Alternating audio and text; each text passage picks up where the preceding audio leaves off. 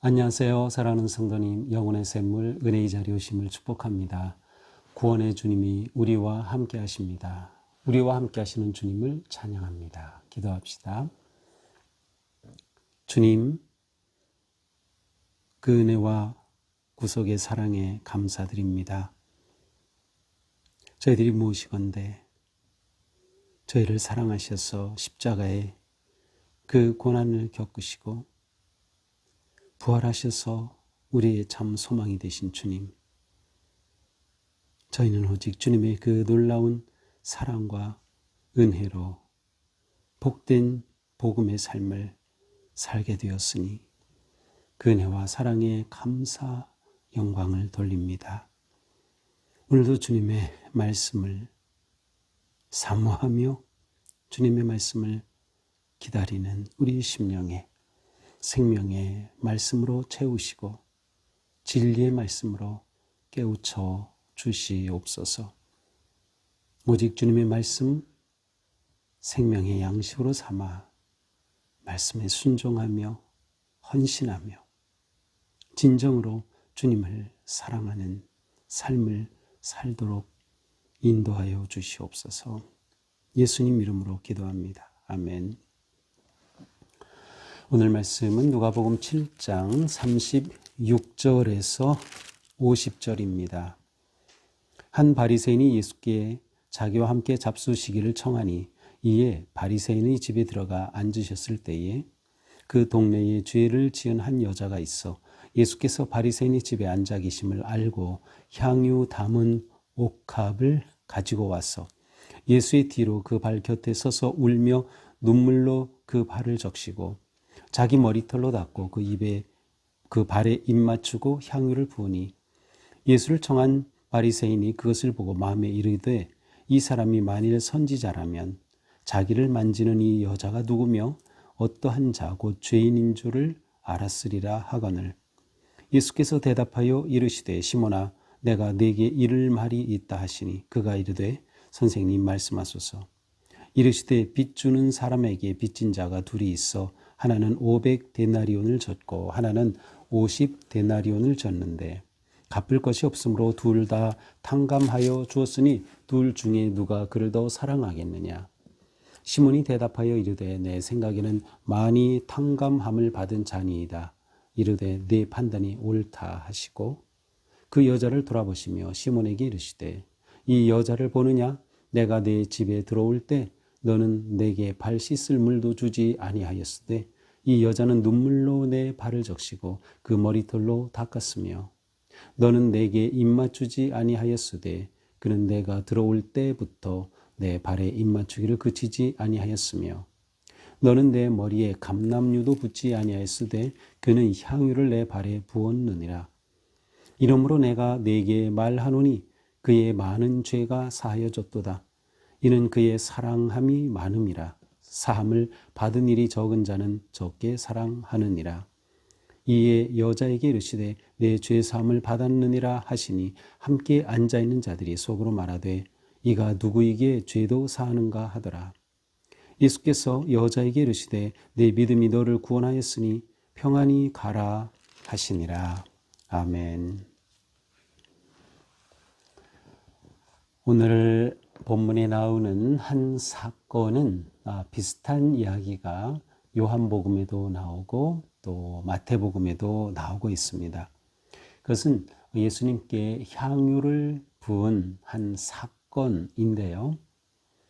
과연 이 세 사건이 똑같은 사람인지 아닌지에 대해서는 많은 이야기가 있지만 일단은 그 배경이나 또 장소나 그 모습을 보면 각각 다른 것으로 볼 수도 있고요.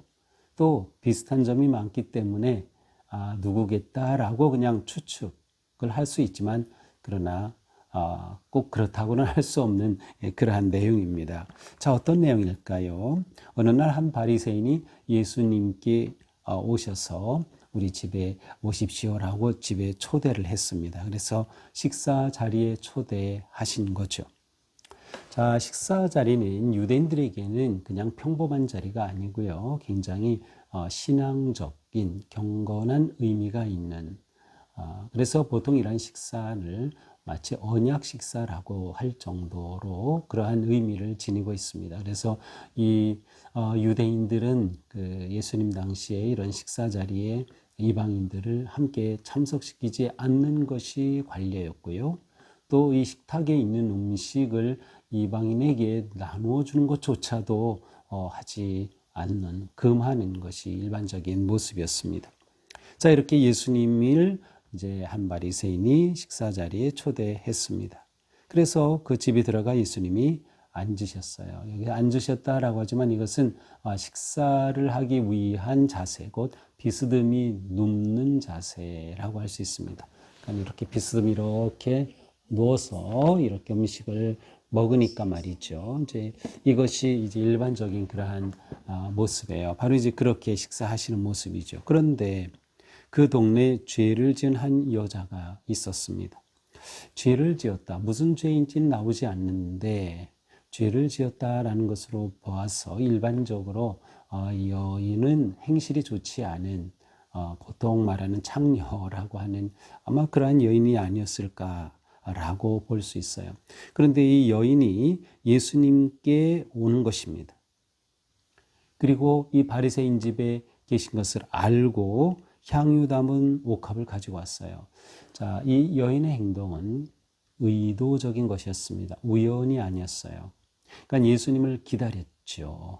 예수님이 어디 오신지 알았을 때 그는 준비하였던 것이에요. 그래서 예수님이 오셨다는 것을 알고 그 집에서 식사하시는 것을 보고 향유 담은 옥합을 가지고 옵니다. 그리고서 어떻게 합니까? 예수의 뒤로 가서 예수님이 이제 이렇게 비스듬히 누우셨으니까 이제 발이 이쪽으로 이렇게 있다고 하면 바로 쉽게 그곳에다가 이제 쉽게 이 여인이 그 예수님의 발에 쉽게 닿을 수 있는 그러한 위치죠. 자, 이렇게 예수님 뒤에 와서 이 여인이 그 곁에 서서 눈물을 흘리면서 발을 눈물로 적시고 그리고 머리털로 그 발을 닦고 그 발에 입 맞추며 향유를 부은 것입니다.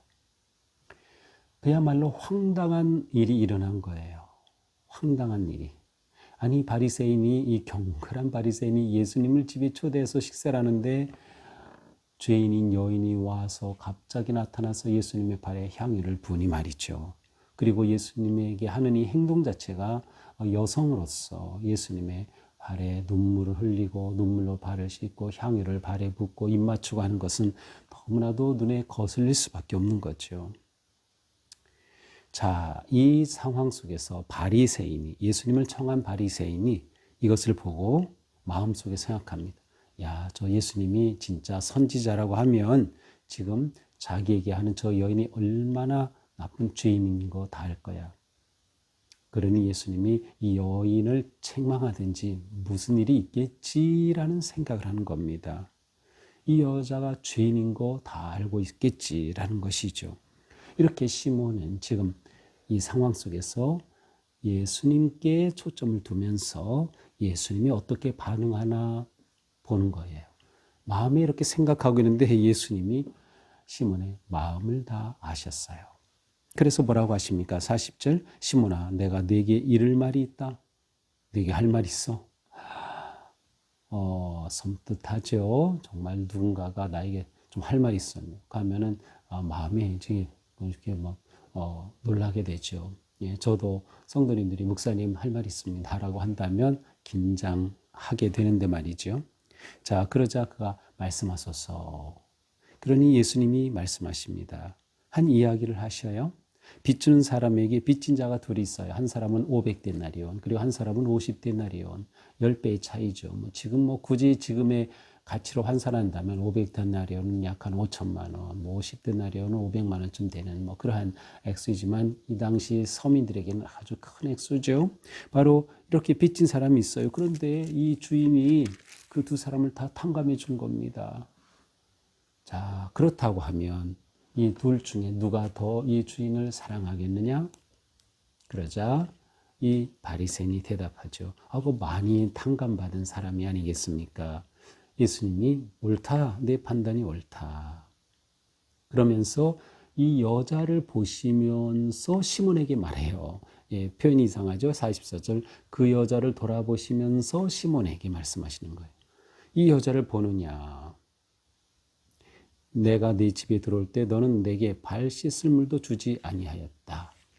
예, 유대인들은 이 당시에 잔치집에 아니면 식사 자리에 초대해요. 그러면 손님이 들어오면 그 손님의 발을 씻어 주죠. 보통 뭐 그 집에 종이 하든지 아니면 자기가 할 수도 있는 거예요. 발을 씻어 물을 주고 씻게 하고 그리고 또 들어온 손님에게 향수를 발라주곤 하는 것이었어요.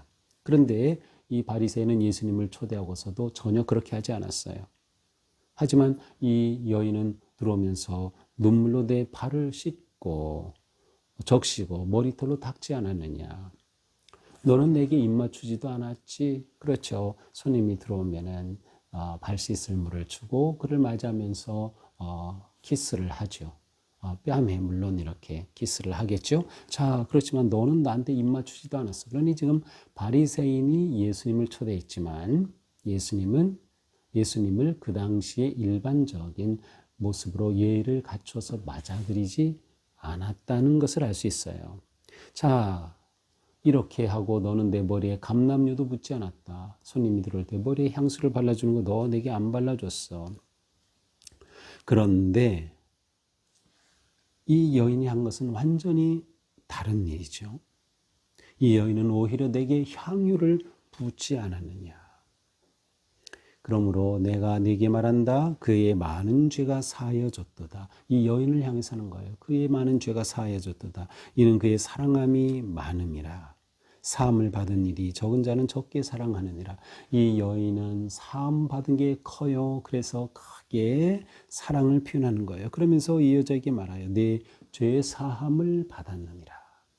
이 여자에게 죄 사함을 선언하십니다. 그러자 거기에 있는 사람들이 또 속으로 생각하, 아니, 저 사람이 누군데 감히 죄를 사한다고 그래?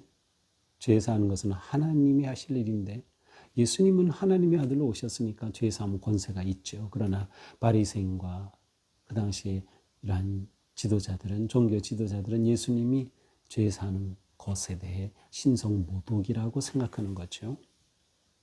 예수님은 여자에게 말씀하셔요. 자, 여자에게 내 믿음이 너를 구원하였으니 평안히 가라. 내 믿음이 너를 구원하였다. 내 행위가 아니라 내 믿음. 그러므로 예수님은 이 여인에게 있어서 예수님께 와서 눈물을 흘리고 향유를 부은 그 행위를 보신 것이 아니라 사실은 그 마음을 먼저 보신 거예요. 그 믿음을 보신 거예요. 예수님에 대한 감사, 예수님에 대한 헌신, 예수님에 대한 사랑, 그리고 이 여인이 얼마나 자기의 부끄러움과 죄를 통회하면서 주님의 그 사랑 앞에 감사를 표현한 것일까요? 예수님은 이 모든 것을 다 하셨어요.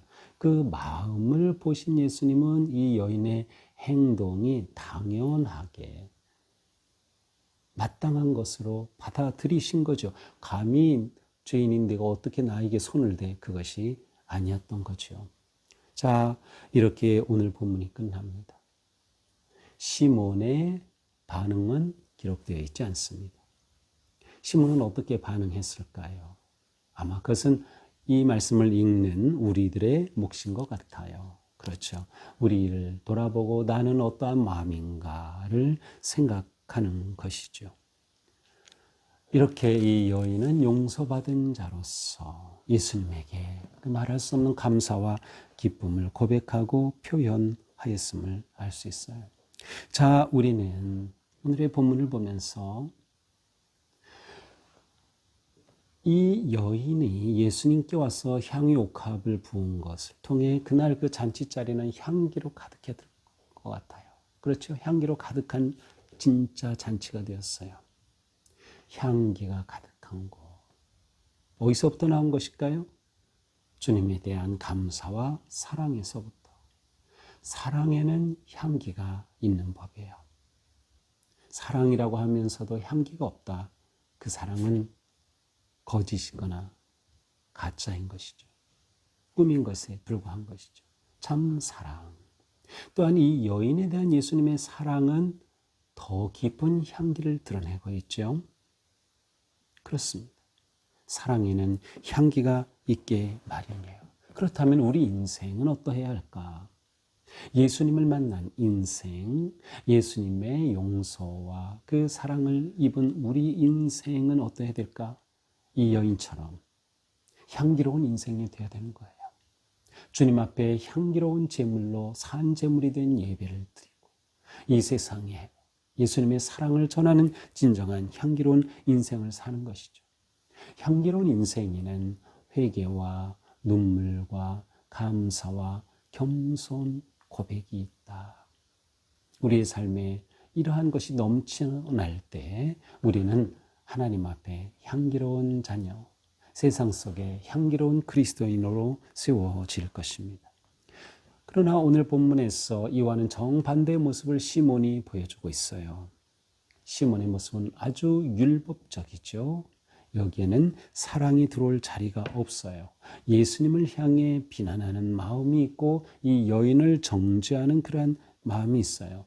예의를 갖추지 않은 마음도 함께 있죠. 그러니 우리는 이 둘 사이에서 선택하는 것입니다. 우리가 그리스도인으로서 향기로운 인생을 산다라고 하는 것은 선택하는 인생이에요. 냉대할까 환대할까.